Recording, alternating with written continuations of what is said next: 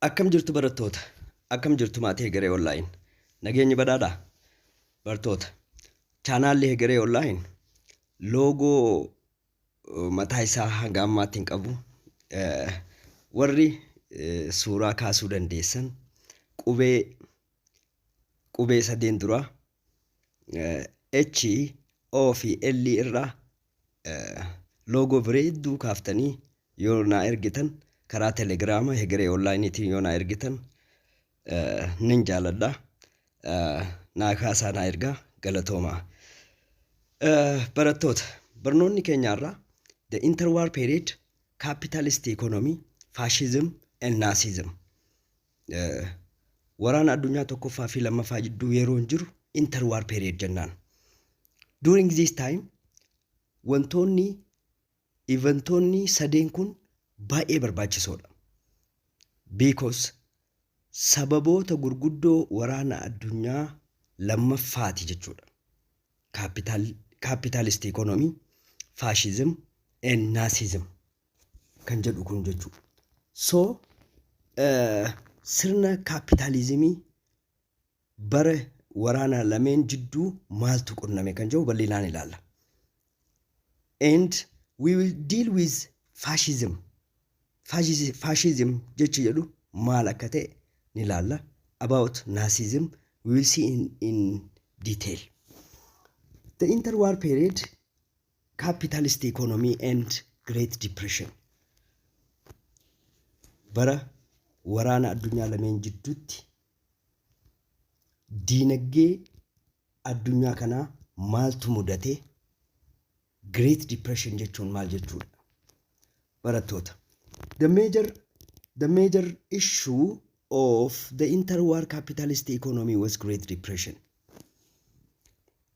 Qabxiin ijoon waraana addunyaa tokkoffaa fi lammaffaa jidduu jirtu Great Depression. Kufaatii diinagdee guddaadha. Great Depression was a massive global economic recession or depressions between 1929 and 1933. Kufaatiin diinagdee kun kufaatii diinagdee addunyaa isa hamaa fi economic recession or depression bara 1929 hanga 33tti turedha jechuudha. Barattoota. Economic recession jechuun maal jechuu? Economic recession is a general slowing down of economic activity such as investment, spending by business and household income with the decrease in gross domestic product GDP.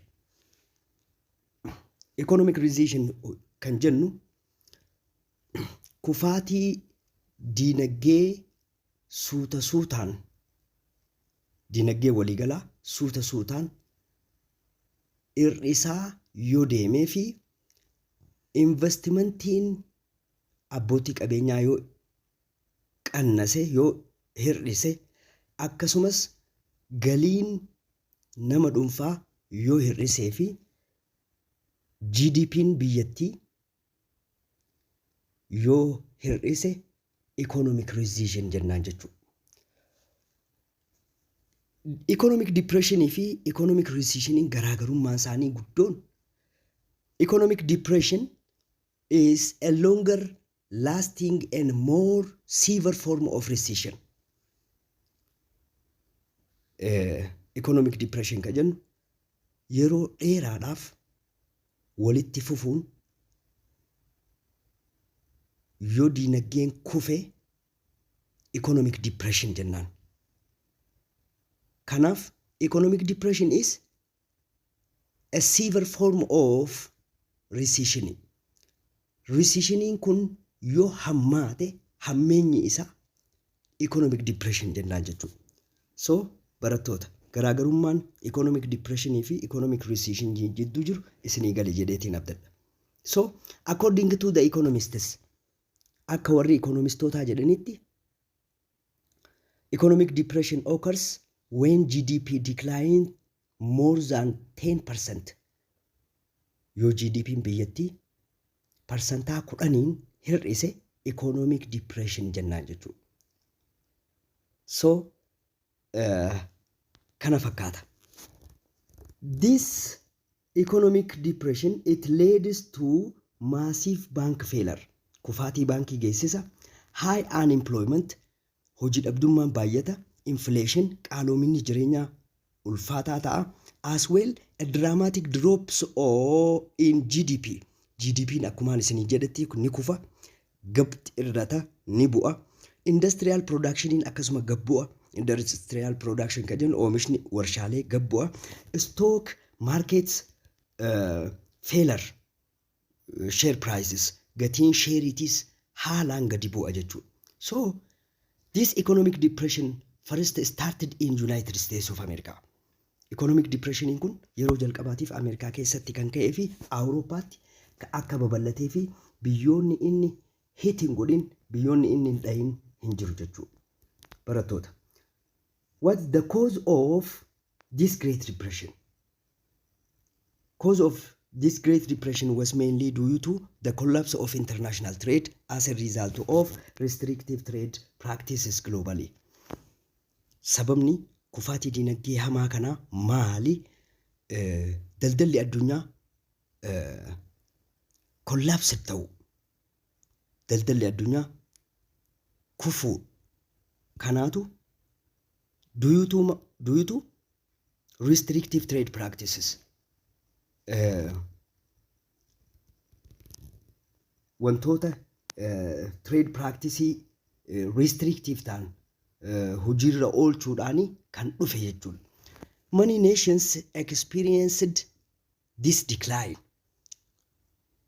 Addunyaan tun irra hedduun isaanii biyyoonni hedduun waan kanaan kan tuqaman yoo ta'an, it was the severity and timing differ from country to country. Yeroo fi haalli miidhamummaa isaanii biyyaa biyyatti garaagarummaa qabaatu malee addunyaa tanarra sabni yookaan biyyi Great Depression kanaan hin tuqamin, hin miidhamin, hin jiru jechuudha. The world depressions of 1929 and 33 was the worst depressions recorded in the history. Kufaatii dinagdee bara kana jidduutti kufaatii dinagdee isa hamaa seenaa keessatti galmaa'e keessaa isa hamaadha jechuudha. The depression hits non-industrialized countries more harsh in one ways than industrialized countries. Economic depression kun biyyoota industiriin badhaadhan hedduu kan miidhee fi especially industrialized countries sababni isaan itti miidhamaniif the price of raw materials and foodstuffs fell more sharply than the price of manufactured goods. Sababninis gatiin mi'oota dheedhii fi nyaataaf wantoota oolanii baay'ee kan gabbu'e yoo ta'u, especially gatii oomisha warshaa kan caale haala caaleen baay'ee gabbu'e jechuudha. So the world depressions was an economic and political turning point in the interwar period. Kufaatiin dinagdee addunyaa kun sirna dinagdee fi siyaasa addunyaa gaafa waraana addunyaa tokkoffaa fi lammaffaa jidduu akka ta'etu himama jechuudha. The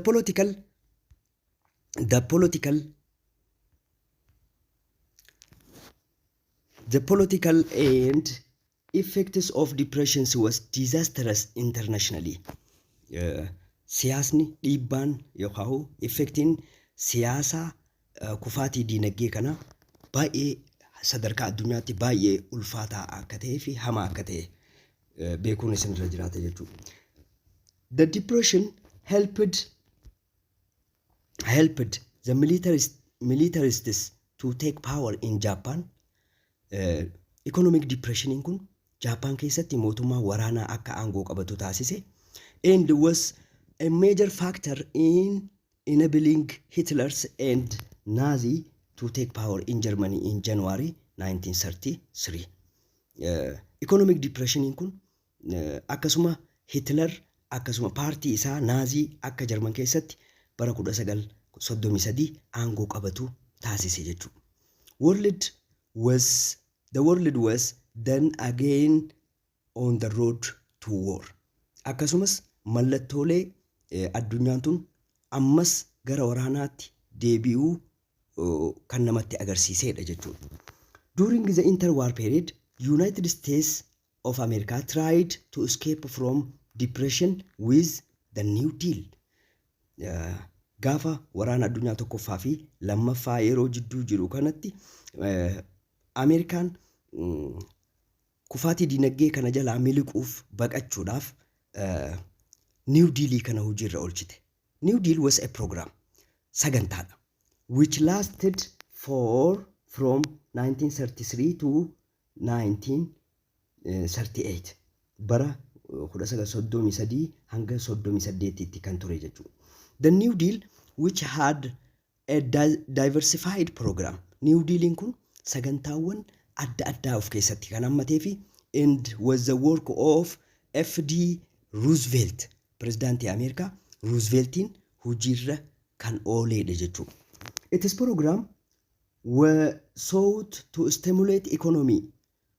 Kaayyoon isaa kaayyoon sagantaa kana dinagdee bayyanachiisuuf, maaliin bayyanachiisuuf? By creating regulations, dambiiwwan adda addaa uumuudhaan, dambiiwwan adda addaa baasuudhaan, which could raise the wages of the ordinary workers. Dambiiwwan akkaataa mindaan hojjettoota sadarkaa gadaanaarra jiranii itti dabaluu fi and by redistributing the wealth, qabeenya biyyattii qooduudhaan, so that more people could purchase products.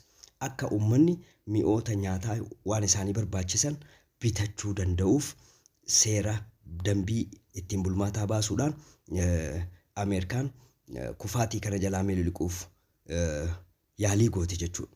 So barattoota, now let us see fascism. Sababni waraana addunyaa lammaffaa keessaa tokko fascismidha. What is fascism?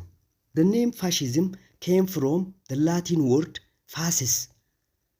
Maqaan fascism jedhu jecha Laatiin fascis qottoo jecha jedhu irraa kan dhufee fi fasces were rods and axes bound together with which were carried in front of the consuls of ancient Roman Republic as a symbol of authority. Fasces jechi jedhu kun qottoo lama, qottoo qara lama tan walitti hidhamte especially mootummaa ancient Roman Republic duratti qonsilaa ancient Roman Empire duratti akka mallattoo aangootti kan itti fayyadamanidha jechuudha. Mussolini adopted the symbol of fasces. Mussolini mallattoo kana, mallattoo qottoo kana adopt godhe to the name of fascism. Maqaa fascism jedhu kanaaf adopt gochuudhaan with the power and glory of ancient Roman Empire. Aangoo humna yookaan kabaja ancient Roman Empire dur qabu ibsuudhaaf mallattoo kana kan itti fayyadameef jechuudha. Moreover, the fascists were a symbol of authority. Maqaa aangooti, mallattoo aangooti. Fascism was an authoritarian movement.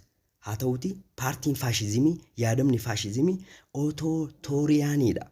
Authoritarian means sirna itti namni dhuunfaa aangoo mootummaa hunda itti to'achuu danda'udha jechuudha. Gara boodarra gara sochiitti jijjiiramte jechuudha. Initially, fascism attracted petty bourgeois groups.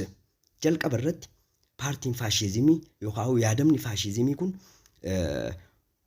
abbootii qabeenyaa xixiqqoo ofitti harkisee ture. This petty bourgeois include shopkeepers, abbootii dukaanaa, entrepreneurs, waldaalee fi low salaried employees warreen hojjettoota mindaa gad-aanaadhaan hojjetan ofitti harkisee ture jechuudha yaadamni faashizimii kun. According to some writers, akka barreessitoonni tokko jedhanitti, the First World War was the catalyst for the rise of fascism. Waraanni addunyaa tokkoffaan kaataalistii yookaan waan kakaase jechuudha. Faashizimii akka kakaatuuf waraanni addunyaa tokkoffaan kaataalistii ta'ee jira jechuudha. The war produced the climate of post-world war dissatisfaction.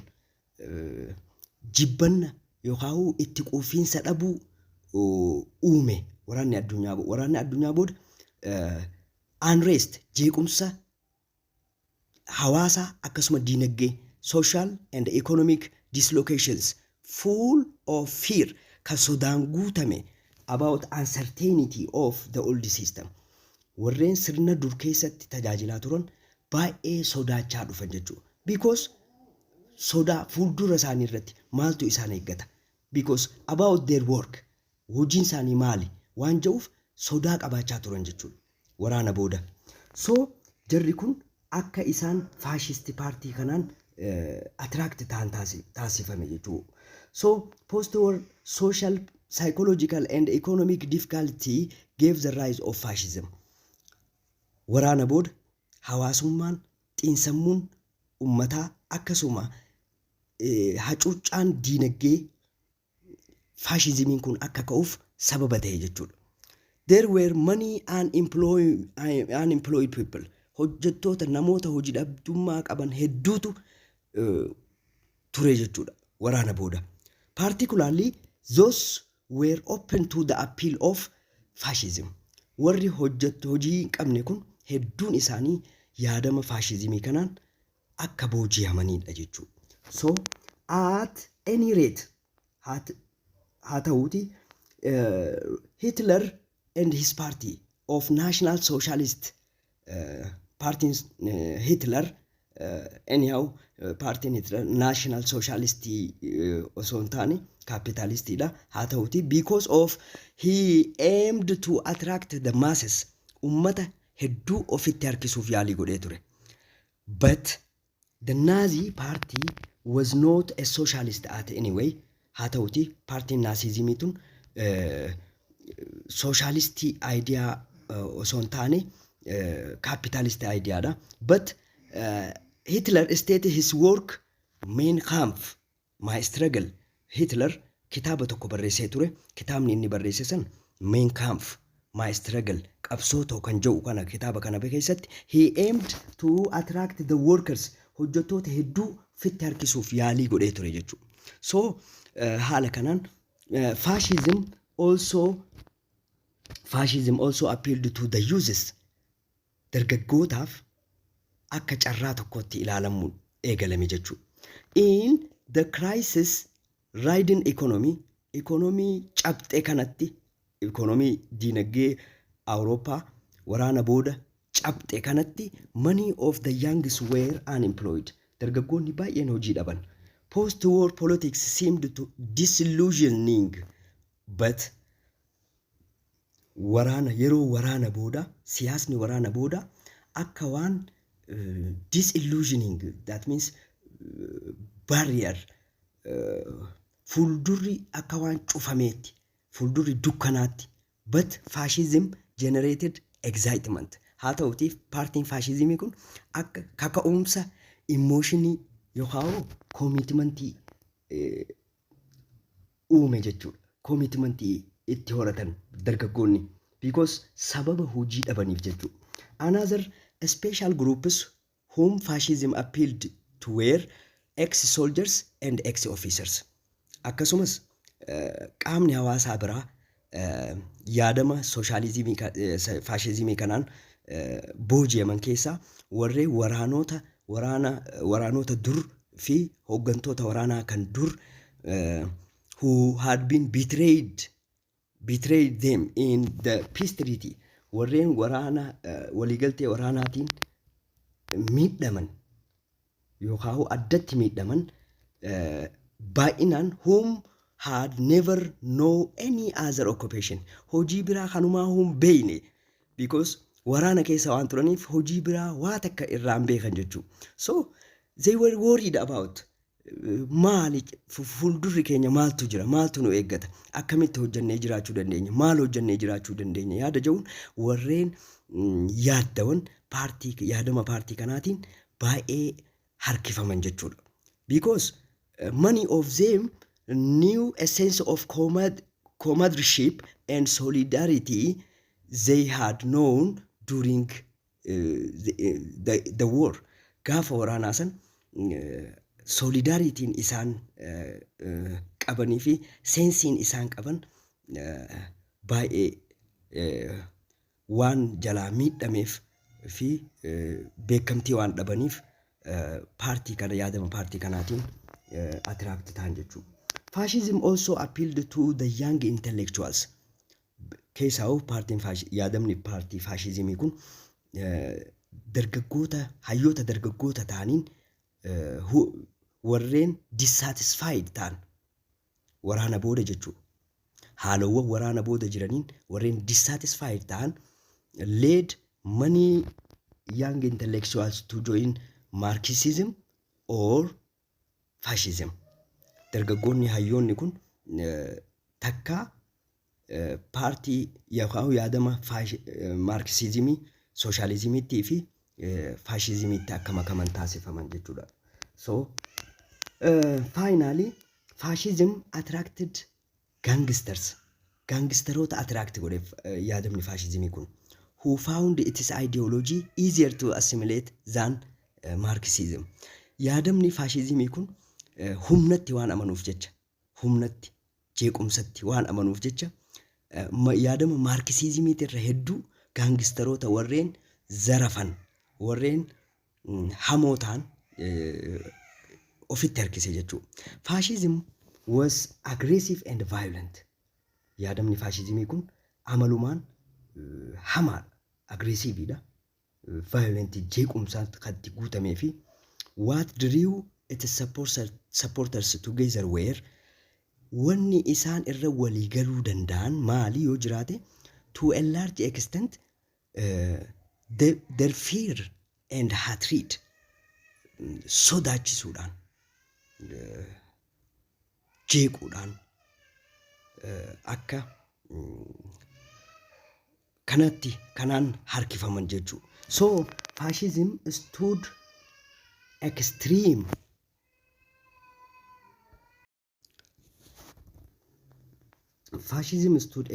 aggressive nationalism.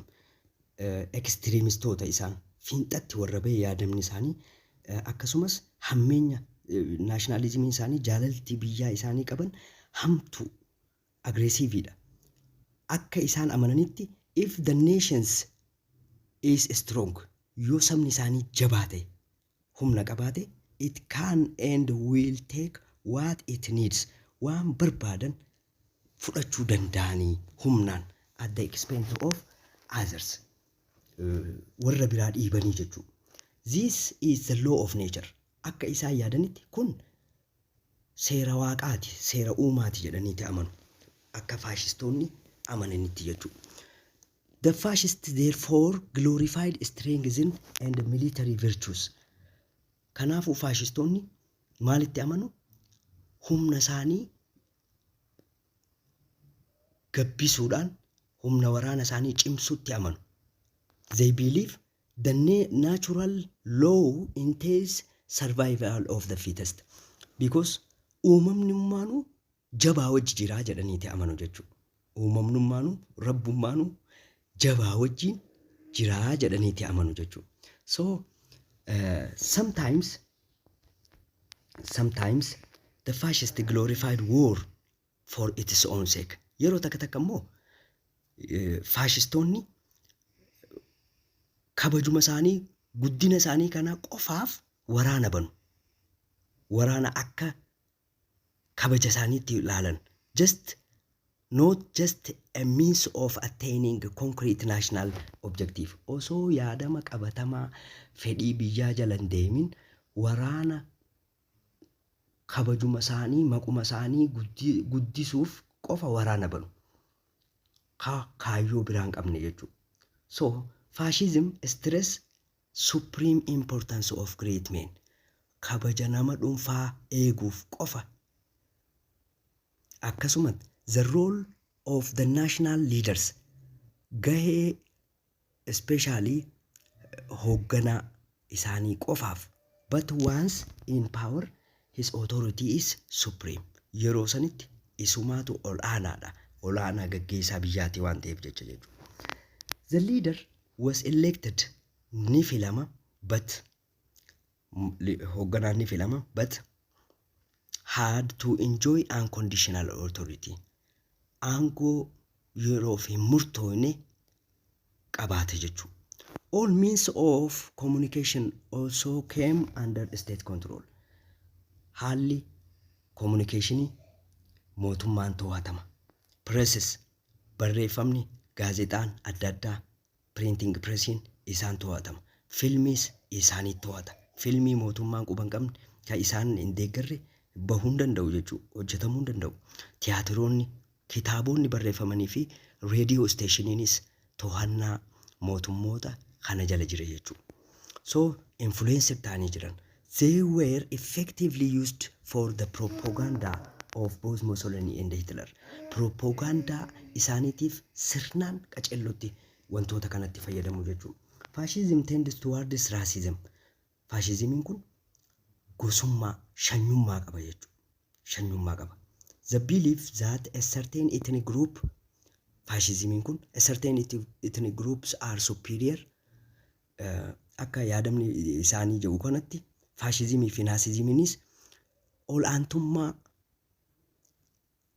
hidda dhiigaa cinaa tokkotti, hidda dhiigaa keessaa'u Ariyaan reesii, lammiilee Ariyaan Jarmanoota jechuudha.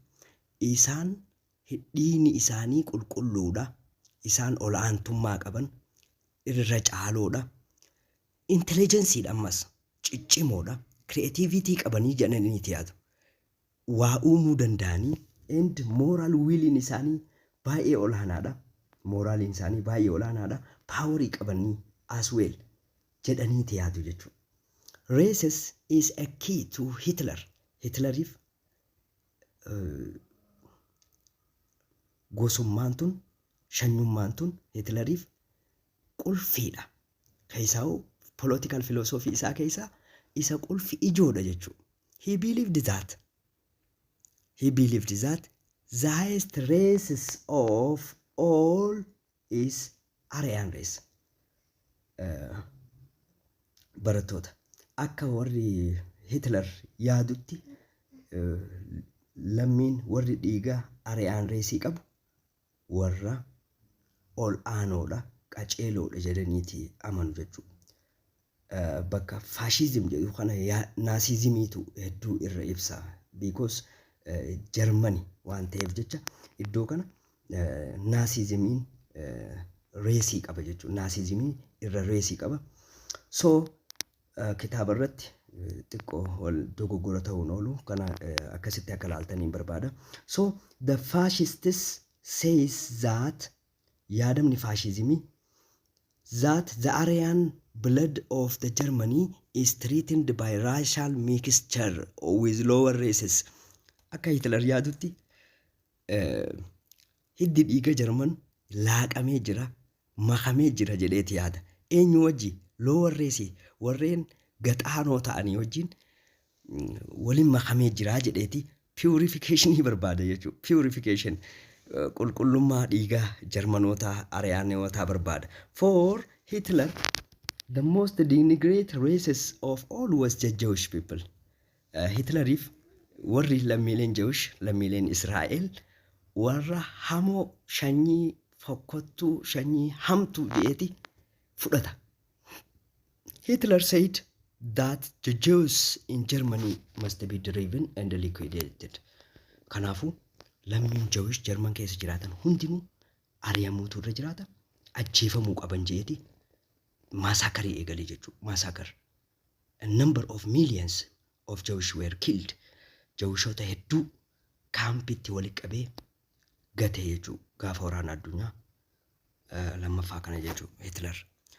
So now the rise of fascism in Italy. Xaaliyaan keessatti yaadamni paartii faashizimii kun akkamitti gara aangootti dhufan.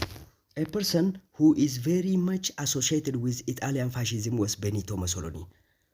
Mussolini nama yaadama paartii faashizimii kana wajjin walitti hidhata qabu isa yaadama kana kafite jechuudha. Mussolini had the first been a socialist journalist who advocated the overthrow of capitalism. Inni jalqaba irratti gaazexeessaa sooshaalistii ture jechuudha. Inumayyuu kapitalizimiin akka kufuuf gahee taphachaa ture jechuudha. When the first world war began, gaafa waraanni addunyaa tokkoffaa eegalu, he urged Italy to join the war. Xaaliyaan akka waraana kana seentu on the side of Allies akka gara alliitiin seentu kakaasaa ture jechuudha. After the war, his socialist view began to change. Yaadamni inni socialismiif qabu jijjiiramaa dhufe jechuudha. He wrote about Italy's need to become a great nation. Xaaliyaan akka saba kabajaa qabdu taatuuf barreessaa ture jechuudha. In 1919, he organized the fascist party. Fascist party bara 1919tti ijaare jechuudha Xaaliyaan keessatti. As a symbol of their party, akka mallattoo paartiitti fascists choose an ancient Roman emblems of power. Mallattoo ancient Roman empire san filachuudhaan dhufe jechuudha. Mallattoon san maali? Ka ammaan dura haasofne a battle axis warped in the reeds and was known as fascist. Qottoo qara lamaa san kan gara lamaa walitti dhufee wal qaxxaamuru mallattoo humna aangoo ancient Roman empire kan itti ibsaa turan san jechuudha. So the party called for glorification of the state. Kanaaf akka dursanitti mootummaa dursanitti kabaja argannee jiraachuu qabnaa yaada jedhuun a single party system mootummaa partii qeenxee ijaaruudhaan who strong rulers mootii jabaadhaan kan durfamu aggressive nationalism ka qabu ijaare jechuudha. Aggressive nationalism hizaabaa baate, which is a chauvinistic nationalists. Namalee khabiraan jiraatiin kan yaadama jedhu warra qabu jechuudha. The fascists soon got the support of majority. Yaadamni paartii fascismii kun yeroo xiqqootti deeggarsa guddaa argate. They promised job. Hojii waa dagalaniif uummata kanaaf. Those who were unemployed. Warra hojii hin qabneef hojii akka itti godhan waa dagalan. Lands to the peasant. Qonnaan bultootaaf lafa waa dagalan. Protection from communism. Communism irraa isin baraarraa jedhaniiti. Babal'ina communism, socialism irraa isin baraarraa jedhaniiti warreen hojjettoota business owners abbootii qabeenyaatiif waa dagalan. Kanaaf deeggartoota hedduu horachuu danda'an jechuu yeroo gabaabatti. In October 1922, bara 1922tti fascists wearing their usual black shirts, warri fascistii kun qamisa gurraacha uffachuudhaan they began march to Rome. Weeraraan yookaan hiriiraan gara kaapitaalii Roomitti qajeelan jechuudha. King William Victor Emmanuel II, mootiin Victor Emmanuel III feared using armed forces to stop the marches. Hiriira kana dhaabuudhaaf humna fayyadamuu sodaate jechuudha. So he appointed Mussolini as a prime minister. Mussolini akka prime minister Xaaliyaaniitti muude jechuudha. With this fascist party took power in Italy. Haala kanaan yaadamni yookaan warri paartii fascistii kun aangoo Xaaliyaan keessatti qabatan jechuudha. So haala kanaan gaa warri naazii Jarmaniitis gara Jarman keessatti aangoo dhufan jechuudha. So after the aftermath of the First World War, waraana addunyaa tokkoffaa booda created the conditions for success of the Nazi party in Germany. Jarman keessatti haalli mijataan Nazi partiin akka galma ga'u taasifse uumame jechuudha. Some of them were isaan keessaa German national pride had been severely harmed. Interesting German kabajni German kabajni biyyaalessaa German baay'ee miidhaarra bu'e because of the allies warri allied power baay'ee miidhan German waan miidhaniif kanaaf kanaatu isaan fayyade jechuudha. The Versailles Treaty was unpopular in Germany. Versailles Peace Treaty san keessaa'uu kabara 1920tti mallattoo itti san baay'ee Jarman keessatti jibbamaadha. Jibbamtu turte jechuudha. So akka maaliitti ilaalan yaadama yookaan Versailles Peace Treaty akka slave treaty akka waliigaltee slave treaty ilaalaa turan. So the Allies imposed restriction on German military forces. Waraana German irra hacuuccaa yookaan limitation kaayan. Germans were severe economic distress and inflation. Qaaloominni jireenyaa fi diinagdeen baay'ee balaarra bu'e diinagdeen German jechuudha. This made the life very difficult in Germany in 1920. Bara 1920 keessa jireenya baay'ee ulfaataa akka ta'u taasise jechuudha. So which later followed by Great Depression. Great kasaar kufaatiin diinagdee hamaan Awurooppaa Ameerikaa ture san akka Jarmanis tis babal'atu taasifame jechuudha. As a result of Versailles Treaty. So there was a political discontent against the existing government of Weimar Republic. Mootummaa Jarman yeroo sanii Weimar Republic jedhu jibbansi siyaasaa hedduun irra gahaa ture jechuudha uummatarraa. The government was unpopular. Mootummaan Weimar Republic Jarman kun jaalala uummataa dhabe. So accused of betrayal. Ilmaan biyya teenya kamiidhe isaanii jedhaniiti harka itti qiyaafatan jechuudha. After it had signed the Versailles Peace Treaty. Maalif mallatteessitan yaada jedhurraa waliigaltee Versailles maalif mallatteessitan yaada jedhurraa jechuudha. The above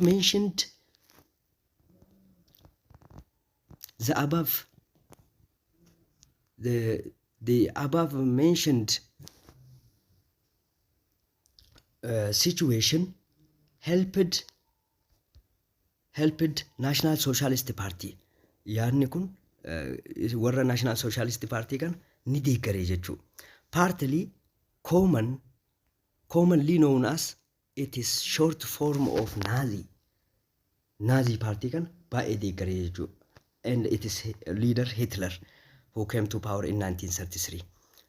Hitleris gara aangootti bara 1933 dhufe jechuudha. In 1923 Nazi party attempted the overthrow of Weimar Republic. Weimar Republic bara 1923tti Nazi partiin aangoo irraa fonqolche jechuudha. This event caused imprisonment of Hitler. Kun Hitler akka hidhamu taasise jechuudha. When he was in prison, mana hidhaa keessatti Hitler wrote a book entitled Mein Kampf. Mana hidhaa keessatti Hitler kitaaba My Struggle jedhu kana barreesse jechuudha. Mein Kampf, which clearly express some of his ideas. Yaadama isaa hedduu achi keessatti barreesse jechuudha. Like his ambitions, fedhii isaa keessaa to create strong German nationalism. Jaalala biyyaa German cimtuu taate uumuu barbaada jechuudha. His hatred of Jewish. Jewishoota lammiilee Jewish jibbanna lammiilee Jewishiif qaban achi keessatti calaqqisee jira jechuudha. His idea about the German super races. Waa'ee kabaja gosummaa dhiiga Jarmaniif hedduu yaadaa ture jechuudha. Idea akkasiisan achi keessa kitaaba isaasan keessatti My Struggle keessatti barreesse jechuudha. So he won support from the peoples who feared communism. Hitler warreen babal'ina communismii sodaatan biraa jaalala ummata argate, deeggarsa ummata argate. Hojjettoota workersii biraa who wanted job. Hojjettoota warra hojii barbaadan biraa jaalala supportii argate, gargaarsa argate. Akkasuma ex-soldiers and office workers warreen hojjettoota biiroo fi hojjettoota yookaan waraanota gaafa waraana addunyaa tokkoffaa waraana biraa warreen dur waraanaa turanii amma hojii barbaadan biraa argate jechuudha, deeggarsa argate jechuudha. So the other cause of the First World War is Second World War is Franco, Spain and Japan in 1930s. Spain keessatti mootummaa Franco aangoo qabate, akkasuma Japan keessattis mootummaa militaristic ta'e aangoo qabate jechuudha. Was Franco a fascist and was his regime triumph of fascism in Spain? Akkami. After the overthrowing of Spanish Republic, ega mootummaa Republica Spanish aangoo irraa bu'e booda during the Spanish Civil War from 1936 to 39, Civil War in Spain, waraanni walii hojii Spain bara 1936 hanga 39tti kan geesse, General Franco established the right-wing authoritarian regimes in Spain. General Franco mootummaa mirgaa yookaan authoritarian mootummaa nama tokkoon gaggeeffamu Spain keessatti dhaabe jechuudha. So there was indeed a Spanish fascist party. Haa ta'uuti fascist party Spain keessatti aangoo qabate jechuudha. So that was founded in 1932. Bara 1931tti paartiin tun argamte jechuudha. So in the Civil War, waraana walii hojii Spain keessatti Franco received support from Nazi Germany and the fascist party in Italy. General Franco kun deeggarsa Nazi fi fascist party Italy keessaa deeggarsa guddaa argate jechuudha. However, General Franco was not a fascist. Haa ta'uti Franco kun fascistii osoo hin taane he had no fascist ideology. Yaadama fascist ideology hin qabu, garuu he had a mass popular movement. Hawaasa hedduu sossoose jechuudha. Behind him isa boodan hawaasa hedduu sossoose, like the movement in Italy and Germany. Akkuma Xaaliyaanii fi Jarman keessatti hawaasa hedduu fedhii yerootiif fitti hiriirsaa turanitti, General Franco regimes cannot be defined as fascist. Haa ta'uti yaadamni isa fascistii miti jechuudha. Fascistii miti. The Japanese regime of 1930s is sometimes described as, haa ta'uti warra Jaapaniitu irra fascist party dha jechuudha. So there are some similarity between Japan and the European fascism. Haa ta'u wal fakkeenyi Jaapanii fi fascistii Europeanota authoritarianismiin ta'uun isaanii, nama tokkoon garee waa xiqqoon aangoo mootummaa aangoo uummataa to'achuun wal isaan fakkeessa. Racismidha, shanyummaa, dhiiga filan. The Japanese militarists, warri Japan ammoo waraanatti, humna waraanaatti amanu, like the Nazis, akka warra Naziitti waraanatti amanu, militaristiidha. Nazi believe that they were master race. Akka warri Nazi jedhutti nuti warra hidda dhiigaa, warra nama caaluu ja'aniitii fudhatan jechuudha. With the right to dominate the inferior races. Warra hiddi dhiiga isaanii kabajan qabne immoo warra xixiqqoo nuutu irra caalaa ja'aniitii fudhatan jechuudha. Militarism and aggressive nationalism. Militarism waraanummaan yookaan aggressive national jaalalti biyyaa hisaabaa baate tan nama biraatiif bakka hin qabne. Hatred of Marxism and social revolution. Hawaasa revolution warraaqsa hawaasaatti amanu. All characterized the Japanese military regime. Kun amala mootummaa waraanaa Japan keessa tureeti jechuudha. Nevertheless, Japanese militaristic regimes from 1933 to 1945 appeared in different social and political context of European fascism. Was not a fascist in European sense. Akka warri Awurooppaa yaadutti fascismii osoo hin taane Japan militaristic regime jedhaniiti yaadama akkana which is different social and political context haala kanaan ibsan jechuu warri Awurooppaa. So barattoota barnoonni keenya irraa kana fakkaata. Next we will deal with the Second World War. Hanga waraana addunyaa lammaffaatiin walitti deebinutti nagaatti nu tura. Galatooma.